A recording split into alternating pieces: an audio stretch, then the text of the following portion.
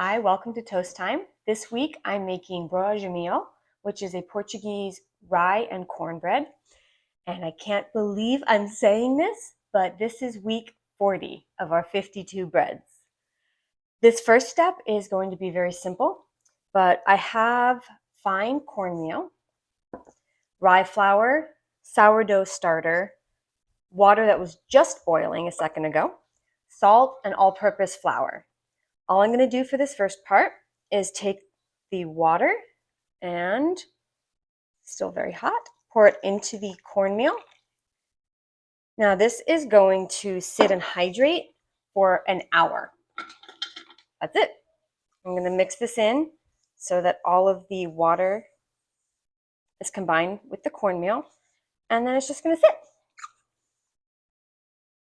All right, I'm going to let this rest with,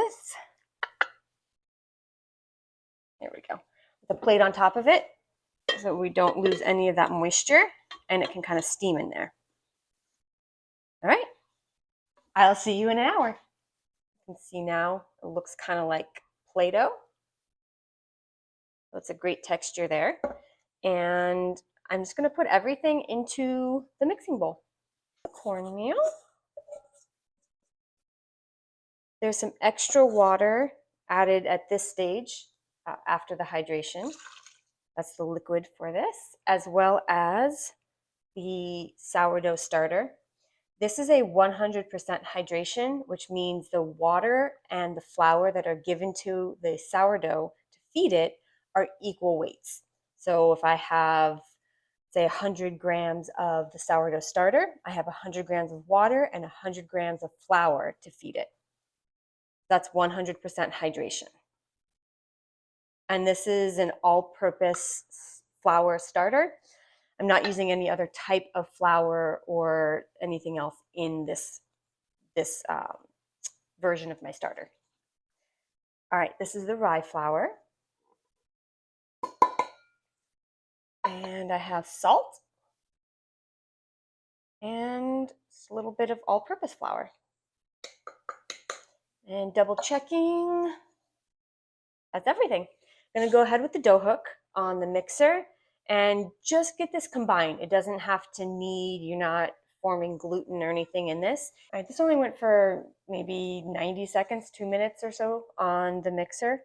And it's very wet dough. It's gonna keep hydrating because there is the rye flour in there now, and that takes a lot of moisture, and the regular flour, the all-purpose.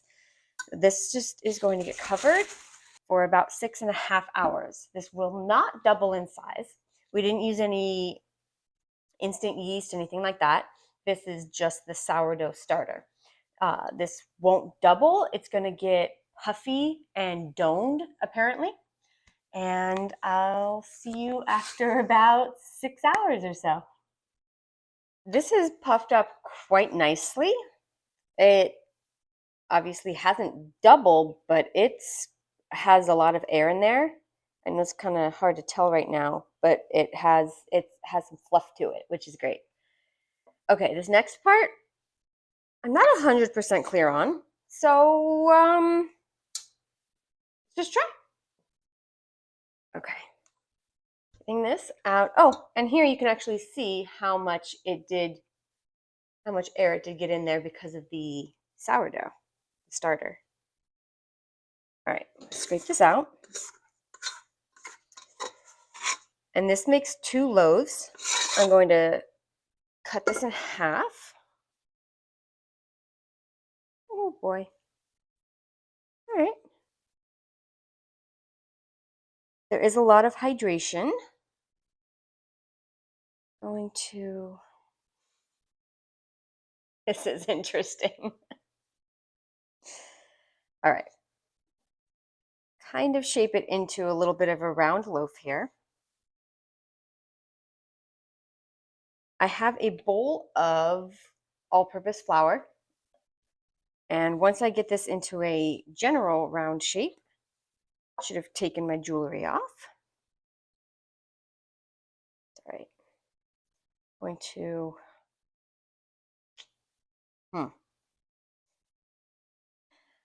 I'm gonna bring this up the sides more. And then lift this up and into the bowl. Okay, kind of. All right. Then take this flour, sprinkle it over the top.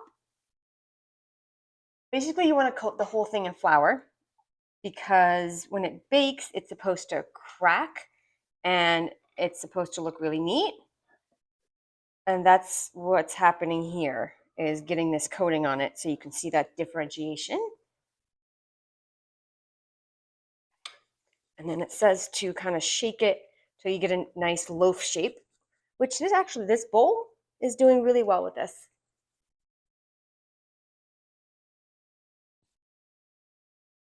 All right, now we're doing well. I'm just not quite sure exactly how to get it out of here. Also, you're supposed to put it right on a baking stone or preheated baking pan that's already in the oven. But I don't want to get all of this loose flour onto my baking stone. So I am going to put them both onto this baking sheet just to protect the oven a little bit. All right. Well, okay. All right, I have an idea. I'll take this, start to shape this one. Okay. I don't want to pat the air out of it. I don't want to be rough with it. And I do want to get more of a shape. Okay. Now this is going to come out. I'm going to catch it and let all of the extra flour kind of fall onto this one. All right, it's pretty good. Ooh. All right. And I'll reshape it on here.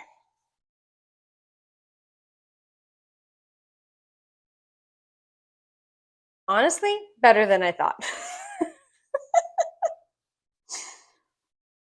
Okay. This one.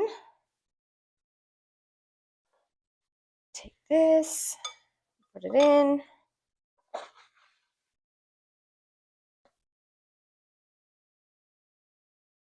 Surprisingly, this does shape it very well. Again, you don't want to be too rough because you want that air in there. I'm going to do this one over the bowl a little bit. Okay, knock that out. And then now that it's coated, I don't have to have all of that in there. Okay. Then I'm going to flip it over in the bowl and let the side get shaped as well. There we, okay. All right, I think that's what needed to be done. Okay. And then put it out onto the baking sheet. All right, I'm going to brush off some of this excess flour that got in the corner here. Otherwise it'll just scorch. I'm going to put these in. The oven is already preheated to 400. They go in for 1 hour. All right, it baked for pretty much the full time, maybe 3 minutes short. I tested the internal temperature. It was over 205. Took them out and they've been cooling for a few minutes, but I'm impatient and I want to try it. All right, they look gorgeous. Okay, that's the crackling that we wanted to get on top. And that's why we do all of that flour, so you have the differentiation of color. Let me see. Smell doesn't have much to it. If anything, it's kind of a cornbread smell. Nice crust, crispy. Okay, I think the bottom's very crispy too. There we go. Yeah, we're still steaming here, so could let it cool a little longer. But pretty colors. Okay. Let's see. Jeez. All right, here we go.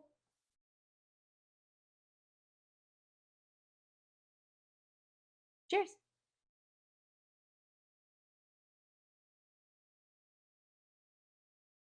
It's really good. The texture is nice. I thought it was going to be extremely dense, but that air in there did actually make, let's see if I can show you. There are some air pockets. Whoop, it's falling apart a little bit. Yeah, the crust is very crispy. Maybe I would try to do a little less flour. You don't really taste the flour too much, but it's just a kind of a texture thing on the outside, that flour on the outside. Um, Taste. It's hearty and has a bit of corn flavor to it. I guess you can kind of differentiate corn from the rye slightly. Um, it's nice. This is going to be really good with stews or soups or something like that. Or maybe with a sweet spread. That would be really good. Like an apricot or something like that. But I'm enjoying it, and I think it'll fill you up quickly. But that's part of the history, is it was used when people were out working and things like that. It was one of the main staples that they had to keep them full. But I would give it a try. And plus, I think it looks really, really cool. Thank you for joining me for Toast Time. If you enjoy the videos, please like, subscribe, follow, comment, all of that. It's very much appreciated. And I will see you next Toast Time.